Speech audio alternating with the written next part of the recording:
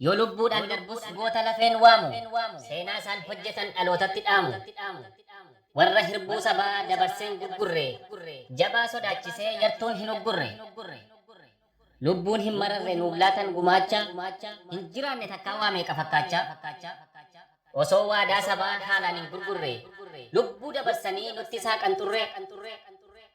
Warra daandii dhugaa jabeessee qabate, wareegama lubbuu ejjennoo godhate.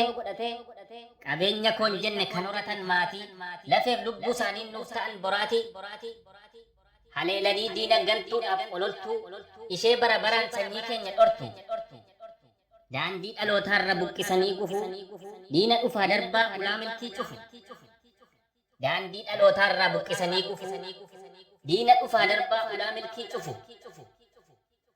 Warra sabaaf jecha lubbuun hin mararre, seenaan nu gaafatti yoo bira dabarre. Goota nama miti seenaatu leellisa, yoomuu ni milkoofti kaayyoon jaal eebbisa. Dhalootaaf kudhaamaa haqaaf lubbuun baatee, kanumaaf jaal sanyiin dabarsee nuuf laate. Kan nuuf wareegame buqqisuuf qoraattii, kaayyoon jaal abbosee hin hafu karaatti.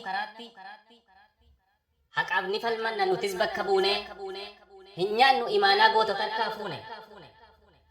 Maqaa moggaasanii nuun jedhanis shane, dhaloota kan cimsee haqa isaatti amane. Maqaa moggaasanii nuun jedhanis shane, dhaloota kan cimsee haqa isaatti amane. Diina shororkeessee kan hirriba dhorke, haalolu jabeessee gareen abbaa torbe. Loli garee soonsaa atis gurmuun xiyyaa, kutaan hin waamamtu Oromiyaan biyya.